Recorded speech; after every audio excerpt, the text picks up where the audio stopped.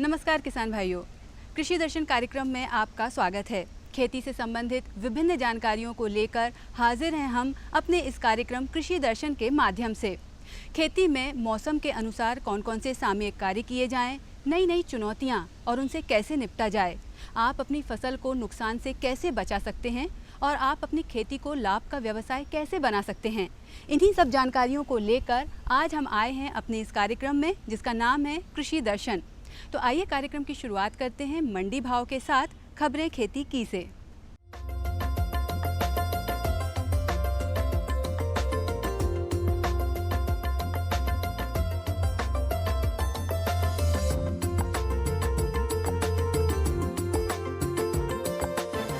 किसान भाइयों नमस्कार। खबरें खेती में आप सभी का स्वागत है। आइए देखते हैं आज की मुख्य खबरें।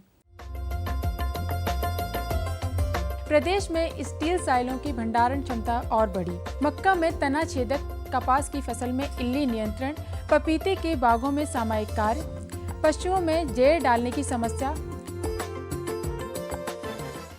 प्रदेश में अनाज भंडारण में होने वाली हानि को नगण्य करने के साथ भंडारण क्षमता का विस्तार करने में पिछले 3 वर्षों से भंडारण की आधुनिक तकनीक स्टील साइलों के निर्माण को प्रोत्साहित किया जा रहा है। इसके लिए निजी निवेशकों को 10 वर्ष की भंडारण की गारंटी भी राज्य सरकार द्वारा दी जा रही है। प्रदेश में अब तक 4 लाख मीट्रिक टन साइलों भंडारण क्षमता विकसित की जा चुकी है। प्रदेश के 6 स्थान भोपाल, इंदौर, सीहोर, देवास, उज्जैन और विदिशा में स्टील साइलों का निर्माण पूरा किया जा चुका है। 3 अन्य स्थान सतना, हरदा और होशंगाबाद में स्टील साइलों का निर्माण पूरा होने की स्थिति में है। निजी निवेशकों ने प्रदेश में 9 स्थान पर लगभग 270 करोड़ रुपए का निवेश किया है। स्टील साइलों में भंडारित अनाज 3 साल की अवधि के लिए सुरक्षित रखा जा सकता है। इस समय मक्का की फसल में धारीदार तना छेदक इल्लियां प्रकोप देखा जा रहा है। यह इल्लियां मक्का की फसल को गंभीर नुकसान पहुंचाती हैं। फसल को नुकसान से बचाने के लिए इनका शीघ्र नियंत्रण करना जरूरी होता है। नियंत्रण न होने की स्थिति में यह कीट फसल को 80% तक नुकसान पहुंचा देता है। प्रकोप से बचने के लिए 1 मिलीलीटर प्रोपोनोफास दवा प्रति लीटर पानी के हिसाब से घोल बनाकर प्रति हेक्टेयर 600 लीटर घोल का छिड़काव कर फसल को बचाया जा सकता है। अमेरिकन वार्मवर्म एक सर्वभक्षी कीट है। इस कीट की लार्वा अवस्था सितंबर से नवंबर तक नुकसान पहुंचाती है। छोटी अवस्था में लार्वा काले स्लेटी भूरे रंग की बाल रहित होती है। बड़ी होने पर गहरे रंग में बदल जाती है। वह शरीर पर काले तिकोने आकार के धब्बे बन जाते हैं। इसका प्रकोप मुख्यतः फूल बनने की अवस्था में ज़्यादा होता है। प्रकोपित फसल में डेंगुओं में छेद पाए जाते हैं। इसकी रोकथाम हेतु क्लूनारफास 25 EC 2 मिलीलीटर या एसीफेट 75 SP 2 ग्राम प्रति लीटर 500 लीटर घोल छिड़काव प्रति हेक्टेयर मान से या 200 लीटर घोल प्रति एकड़ मान से छिड़काव करना चाहिए। पिछले साल लगाए गए पपीतों के बागों में फल लग चुके हैं और इनकी बढ़वार का यही समय है। और ध्यान रहे, यही समय फफूंदी जनित रोगों के फैलने का समय है, जिसे एंथ्रेक्नोज नाम से जानते हैं। प्रभावित फलों पर पीले रंग के धब्बे पड़ने लगते हैं, जो धीरे धीरे मुलायम हो जाते हैं तथा अंत में यह धब्बे भूरे रंग के हो जाते हैं, जिससे फलों को बाजार में उचित दाम नहीं मिल पाता। इस रोग के उपचार के लिए मैनकोजेब 2.5 ग्राम प्रति पानी में घोल बनाकर 200 से 300 लीटर घोल का छिड़काव प्रति एकड़ के हिसाब से करना चाहिए। मादा पशुओं द्वारा बच्चे को जन्म देने के बाद लगभग 5 से 6 घंटे के अंतर पशु जहर डाल देता है। पशु को ज़्यादा से ज़्यादा 8 घंटे के अंदर जहर डाल देना चाहिए। यदि पशु 8 घंटे तक जहर नहीं डाले तब समस्या अधिक बढ़ जाती है। इसके कई कारण हो सकते हैं, जैसे पशु की आयु अधिक हो या पशु शरीर से कमज़ोर हो।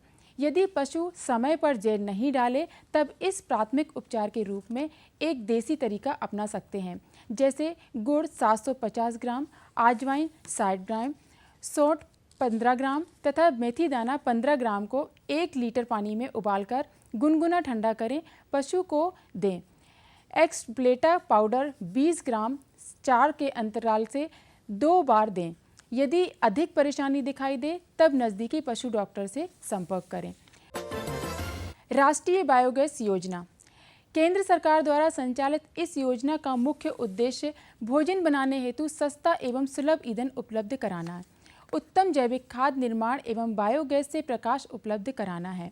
इस योजना के पात्र हितग्राहियों के पास गोबर के लिए पशुओं का होना आवश्यक है। यह योजना संपूर्ण मध्य प्रदेश में सभी प्रकार के हितग्राहियों को जिनके पास पशु हैं उन पर लागू है। हितग्राहियों का चयन ग्राम सभा द्वारा किया जाता है। आवेदक द्वारा निर्धारित प्रारूप में आवेदन करने के पश्चात ग्राम सभा एवं जनपद पंचायत के कृषि स्थायी समिति से अनुमोदन पश्चात योजना के तकनीक मापदंडों का पालन करने पर पात्र हितग्राहियों को केंद्र शासन से निर्धारित अनुदान दिया जाता है। शेड नेट बांस, लोहे या प्लास्टिक की पाइप के सहारे पॉलीथीन से नेट या जाली से बनी एक घरनुमा संरचना होती है। इसमें प्रयुक्त पॉलीथीन को पराबैंगनी किरणों से बचाने के लिए विशेष रूप से उपचारित किया जाता है। नेट या जाली सामान्यतः 2 रंगों हरे व सफ़ेद रंग की होती है। हरा रंग पौधे की वानस्पतिक वृद्धि में सहायक होता है, जबकि सफ़ेद रंग पौधे की उत्पादकता बढ़ाता है। इस नेट के भीतर पौधों को उगाने के लिए मिट्टी, धान के भूसे एवं सड़ी हुई घास की परतों के बेड बने होते हैं। किसान भाइयों, खबरें खेती में आज बस इतना ही। आइए अब देखते हैं मंडी भाव।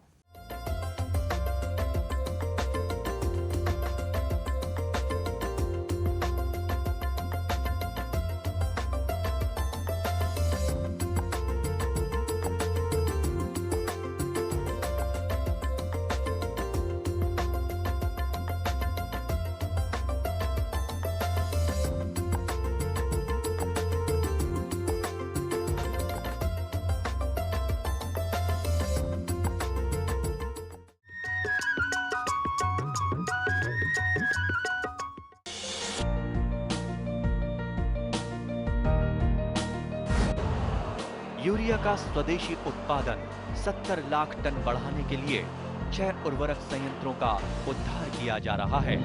FCIL के गोरखपुर, सिंदरी, तलचर और रामागुंडम संयंत्र, HFCL की बरौनी इकाई और BVFCL की नामरू फोर्थ। सोने पर सुहागा ये है कि देश में अब बनेगा सिर्फ नीम लेपित यूरिया, क्योंकि इससे होगा किसानों का फायदा ही फायदा। अनाज का उत्पादन 10% तक बढ़ेगा। बढ़ेगी 10 से 15% नाइट्रोजन क्षमता। किसानों से होंगे सवाल, देंगे सटीक जवाब, तो जीतेंगे किसान कप। किसानों का खुला मंच, नजर रहेगी कृषि वैज्ञानिकों की। गोबर की खाद में हमारे सूक्ष्म पोषक तत्व भी होते हैं। किसान प्रश्न मंच, गुरुवार शाम 7:30 पर। DD किसान, बदलते भारत की शान।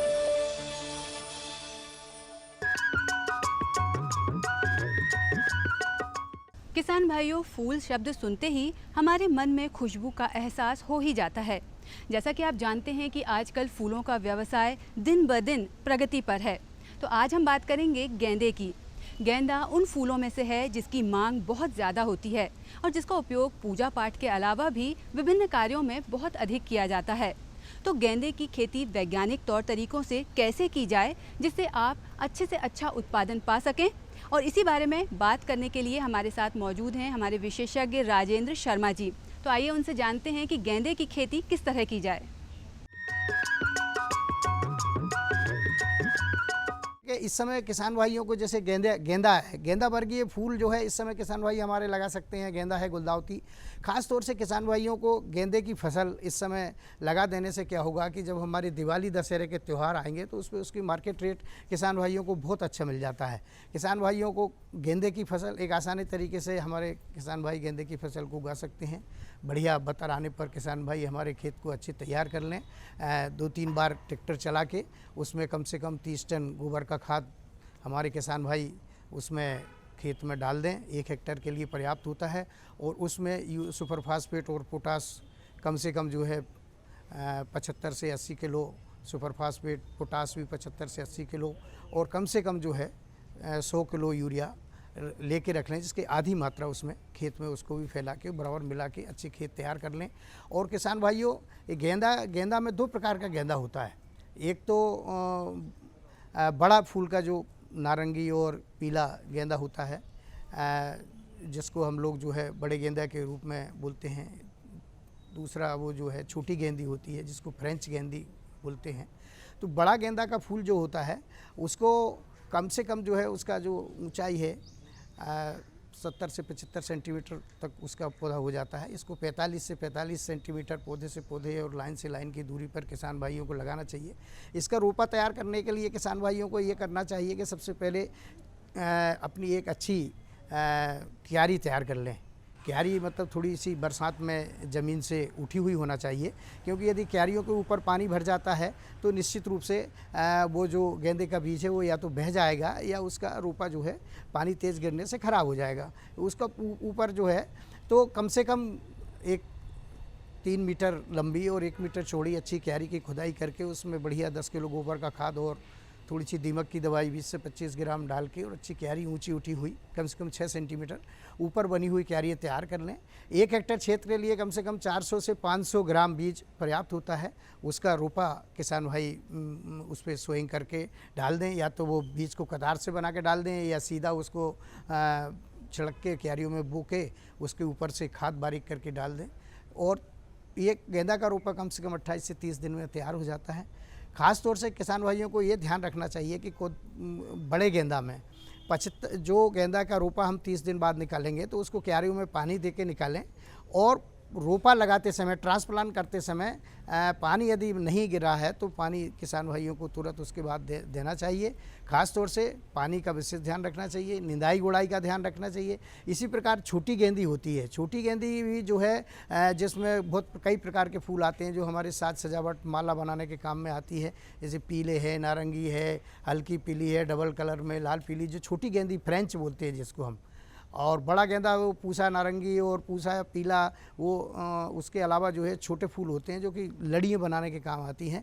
इसकी भी मार्केट वैल्यू बहुत अच्छी है और दशहरे दिवालियों पे इसकी कीमत भी किसान भाइयों को अच्छी मिल जाती है। तो किसान भाइयों को ये ध्यान रखना चाहिए, यह हमारी एक परंपरागत खेती है जो किसान भाई आम फसलों की तरह उगाता है। तो इसमें जो है उन्नत किस्म का बीज लें किसान भाई। आजकल हाइब्रिड गेंदी जो है अच्छे प्रकार का बीज आ रहा है, जिससे उसको प्रोडक्शन उत्पादन में भी अच्छे होते हैं, फूल का आकार भी बड़ा और गठीला होता है। किसान भाई हमारे उद्यान के विभाग से भी संपर्क करके गेंदा का बीज और पौधे दोनों प्राप्त कर सकते हैं। उनको कम से कम दामों पर और अच्छी गुणवत्ता के आधार पर उद्यान की विभाग के तकनीकी सलाहकारों से सलाह लेकर उनको इसका फूलों की खेती करना चाहिए। उनके द्वारा जो मिनीकिट अनुदान आदि भी दिए जाते हैं उसमें भी उनको उसका लाभ होगा और तकनीकी रूप से मार्गदर्शन भी हमारे किसान भाइयों को मिल सकेगा।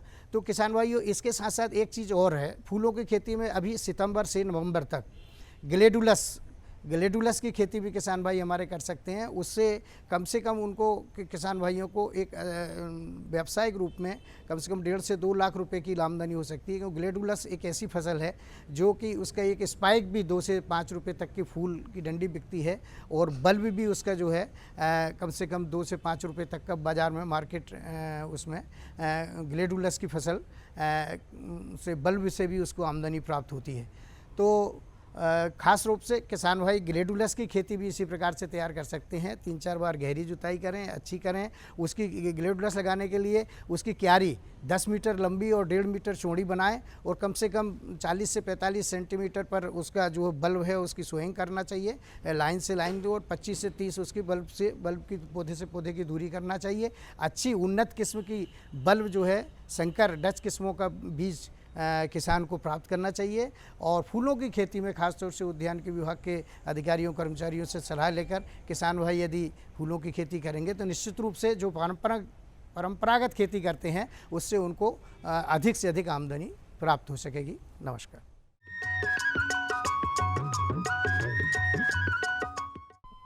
अरे सुन तो। मुझे क्या सुनाना चाहते हो? जो सुनाओ मेरी सौतन को। किसको? अरे वही तुम्हारा मोबाइल फोन जिससे सुबह शाम दिन रात चिपके रहते थे और कहते थे किसान कॉल सेंटर से बातें हो रही हैं। अच्छा ये बात है। हाँ, क्यों? क्या हुआ? अब बात नहीं होती क्या? अब तो झट से बात हो जाती है। ऐसा क्या? हाँ, अब तो ज्यादा लाइनें और खास तकनीक के कारण खेती के माहिरों से तुरंत बात हो जाती है। और अगर कभी लाइन व्यस्त हो तो अपनी समस्या फोन पर रिकॉर्ड करा दो, वहाँ से फोन आ जाता है और समस्या की हल का मैसेज भी आ जाता है। ये देखो आ गया। अरे वाह, इसका मतलब इंतजार की घड़ी अब खत्म। हाँ। तभी मैं सोचूं कि आजकल मुझ पर इतना प्यार क्यों आ रहा है। कृषि संबंधी समस्याओं का अपनी भाषा में तुरंत हल पाने के लिए पूरे भारत में किसी भी फोन से हेल्पलाइन नंबर पर संपर्क करें। किसानों का दोस्त किसान कॉल सेंटर। हम आ रहे हैं आपके गांव।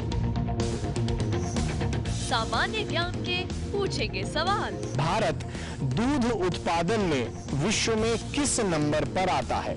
और आपके ऑप्शंस हैं ए पहले, बी दूसरे, सी तीसरे या डी चौथे। सही जवाब दिया है। देखें घूमते फिरते रविवार सुबह 7:30 पर। डीडी किसान, बदलते भारत की शान।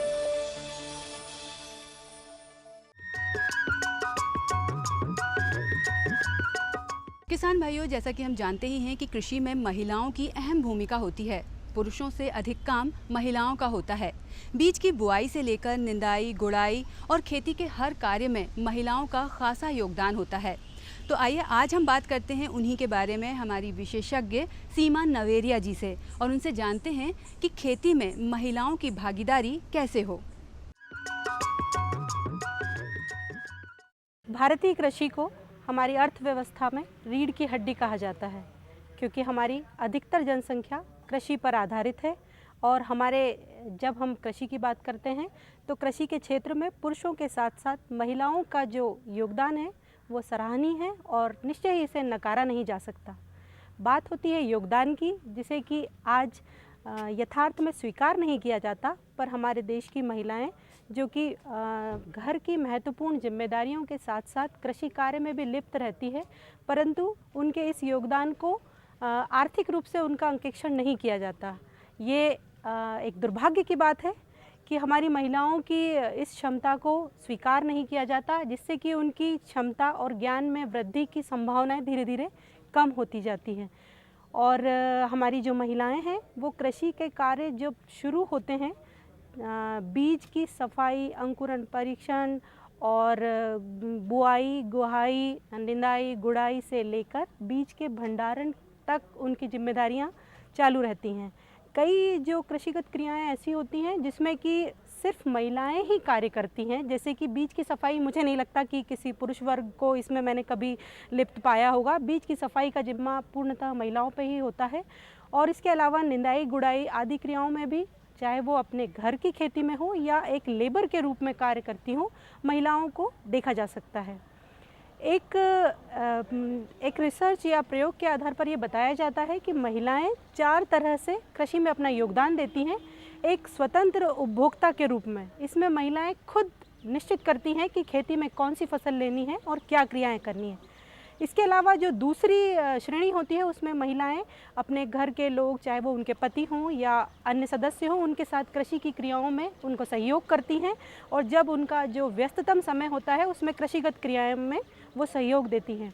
इसके बाद एक श्रेणी और भी होती है जिसमें कि महिलाएं अप्रत्यक्ष रूप से घर के और कृषिगत कार्य करके अपना योगदान देती हैं। पर आज जब बात आती है कि महिलाएं जो पारंपरिक रूप से खेती में अपना योगदान देती आ रही हैं, तो क्या आज उनको ज़रूरत है कि उनके ज्ञान को बढ़ाया जाए, उनकी दक्षता को बढ़ाया जाए?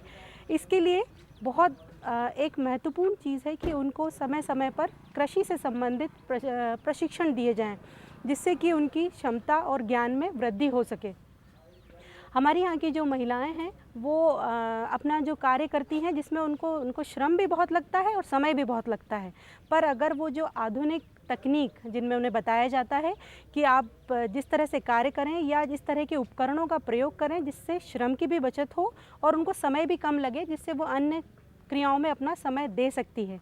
इसके लिए कई उपकरण ऐसे होते हैं, जैसे भुट्टा छीलने का यंत्र, मूंगफली के दाने निकालने का यंत्र, या हम साधारण तौर पे कहें तो जो दांतेदार हसिया होता है, तो जो दांतेदार हंसिया होता है, अगर वो उसको प्रयोग करती हैं तो उनको श्रम भी कम लगता है और वो जल्दी ही कटाई करने में सक्षम हो पाती हैं। तो हमारी महिलाओं को समय समय पर इस तरह से प्रशिक्षण दिए जाएंगे तो वो इसके लिए कुछ कर पाएंगी। एक आमतौर पे महिलाएं, हमारी जो कृषक बहनें हैं, ये प्रश्न करती हैं कि क्या उनके लिए इस टाइप का कोई कार्यक्रम चलाया गया है शासन की तरफ से जिसमें कि उनके ज्ञान और क्षमता को बढ़ाया जा सकता है।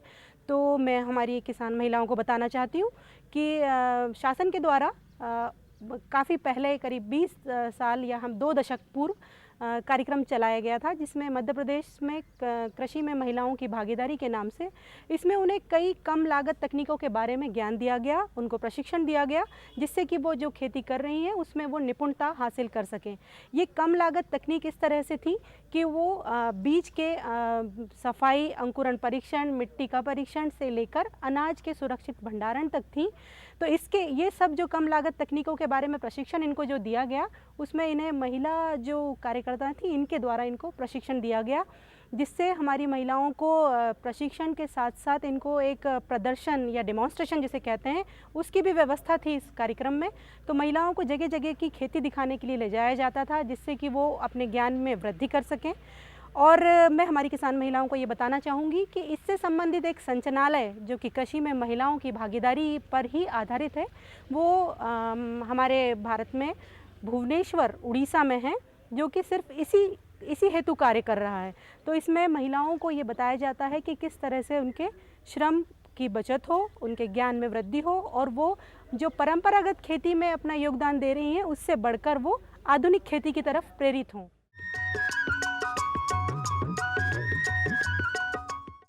हर गांव को शिक्षा, हर हाथ को रोजगार, सुविधाएं बुनियादी हो या हो तकनीकों की भरमार, सांसदों की देखभाल से अब बनेगा स्मार्ट काम। डीडी किसान, बदलते भारत की शान। शहर से आया है ना तिवारी सेठ, वो जबरदस्ती हम किसानों की जमीन हड़पना चाहता है। रुपया चाहे ईमानदारी से कमाया जाए या बेईमानी से, रुपया रुपया होता है। ऐसा रुपया कभी रास नहीं आता बड़े भैया। आप कौन? तेरे पति का बाप बोल रहा हूँ, समझा दे उसे। अगर वो अपनी जिद पर अड़ा रहा ना तो इसका अंजाम बहुत बुरा होगा। धरती की गोद में डीडी किसान, बदलते भारत की शान।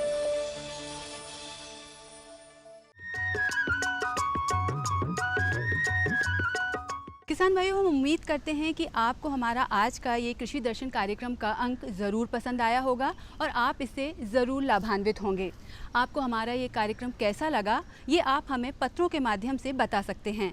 पत्र व्यवहार के लिए हमारा पता है कार्यक्रम कृषि दर्शन, द्वारा निदेशक, कमरा नंबर 4, दूरदर्शन केंद्र, श्यामला हिल्स, भोपाल। हमारा पिन कोड है 462013। और इसी के साथ मुझे निहारिका को अनुमति दीजिए। नमस्कार।